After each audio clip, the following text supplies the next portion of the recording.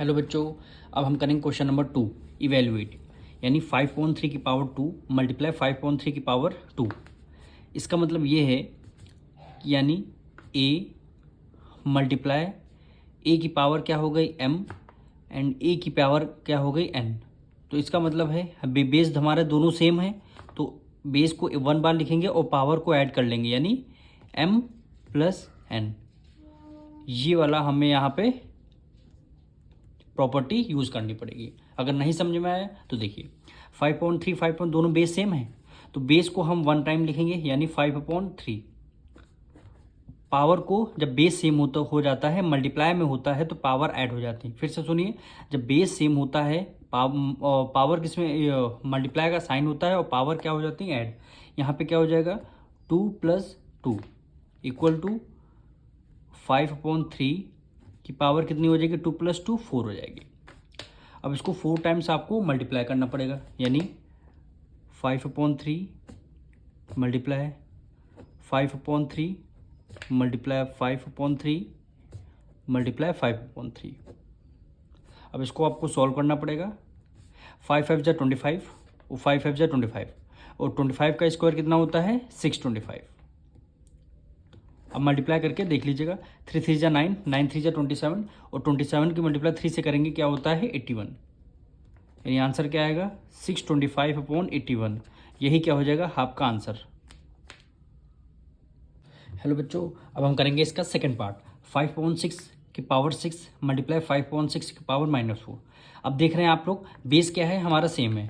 जब base same होता है तो पावर हम क्या कर लेते हैं, मल्टीप्लाई कर लेते हैं। बेस सेम है तो बेस को 1 टाइम्स लिखेंगे, यानी 5/6 की पावर दोनों को ऐड कर लेंगे, यानी पावर 6 प्लस ऐड करेंगे किसको, -4 को, यानी दोनों पावर को ऐड कर लेते हैं।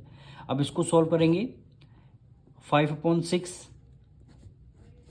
अब प्लस माइनस क्या हो जाएगा, माइनस का साइन आ जाए, 6 में से 4 गया, कितना आएगा 2 आएगा, तो यहाँ पे पावर 2 आ जाएगी। अब इस वैल्यू को आपको सॉल्व करना, 5/6 मल्टीप्लाई 5/6, इसको 2 टाइम्स लिखेंगे। 5 5 जा कितना हो गया 25 और 6 6 जा 36, यानी 25/36 क्या हो गया आपका आंसर हो गया। अब हम करेंगे इसका क्वेश्चन नंबर 3। 2/3 की पावर -3 मल्टीप्लाई 2/3 की पावर -2। आपको क्या दिख रहा है, बेस आपका सेम है, और जब बेस सेम होता है तो पावर को हम क्या कर लेते हैं, ऐड कर लेते हैं, यानी 2/3 पावर हम ऐड कर लेते हैं, यानी -3 प्लस ये क्या हो जाएगा -2। दोनों पावर को हमने ऐड कर लिया। अब पावर को सॉल्व करना है, यानी 2/3 यहाँ पे हो गया -3, ये क्या हो जाएगा प्लस माइनस माइनस -2 हो जाएगा। अब इसको हम अगेन सॉल्व करेंगे, यानी 2/3 की पावर कितनी हो जाएगी, माइनस माइनस प्लस 5 + 2 3 + 2 5 हो गया। 5 वो भी पावर किस में आ जाएगी, माइनस, क्योंकि ग्रेटर नंबर 3 है, 3 के साथ माइनस का साइन, तो पावर माइनस साइन आ जाएगी। अब ये देखिए क्वेश्चन, अब हम इसमें क्वेश्चन नंबर 1 वाला कॉन्सेप्ट लगाएंगे। पावर हमारी माइनस में है, जब पावर माइनस में होती है तो अंदर के फ्रैक्शन को रेसिप्रोकल कर लेते हैं, यानी फ्रैक्शन को रेसिप्रोकल कर लेंगे, यानी 3/2 हो जाएगा। जब रेसिप्रोकल कर लेंगे तो हमारी प्लस में ये पावर आ जाएगी, यानी जब तक माइनस में रहती तो हम रेसिप्रोकल करके फिर हमने प्लस में ला दिया। अब इसको सॉल्व कर लेंगे, कितने टाइम्स लिखना है, 3/2 5 टाइम्स है, तो 3/2 मल्टीप्लाई 3/2 मल्टीप्लाई 3/2 3/2 मल्टीप्लाई 3/2। अब इस वैल्यू को आपको सॉल्व करना है। 3 3 जा 9 9 3 जा 27 27 की मल्टीप्लाई 3 टाइम्स करेंगे, 27 की मल्टीप्लाई 3 7 3 जा 21 और 3 2 जा 6 + 2 8 हो गया। 81 की मल्टीप्लाई 3 टाइम्स, 3 1 जा 3 और 8 3 जा 24, यानी कितना आ गया 243। न्यूमरेटर में कितना आएगा 243 और डिनोमिनेटर में 2 2 जा 4 4 2 जा 8 8 2 जा 16 16 2 जा 32। 243/32 क्या हो जाएगा आपका आंसर हो जाएगा। अब हम करेंगे इसका फोर्थ पार्ट। 9/8 की पावर -3 मल्टीप्लाई 9/8 की पावर 2।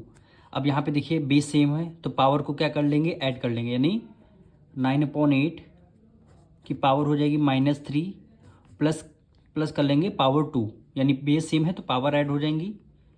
अब यहाँ पे हो गया 9/8 प्लस माइनस माइनस, 3 में से 2 गया 1 आएगा। ग्रेटर नंबर 3 है, 3 के सामने माइनस का साइन, तो आपने माइनस का साइन लगा दिया। अब यहाँ पे देखिए पावर हमारी निगेटिव है, जब निगेटिव पावर होती है तो अंदर के फ्रैक्शन को रेसिप्रोकल कर देते हैं, यानी 8/9 हो जाएगा और पावर आपकी प्लस में आ जाएगी। अब इसका मतलब पावर 1 है तो इसका आंसर क्या हो जाएगा, 1 टाइम्स लिखा जाएगा, यानी 8/9 क्या हो जाएगा, यही आपका आंसर हो जाएगा।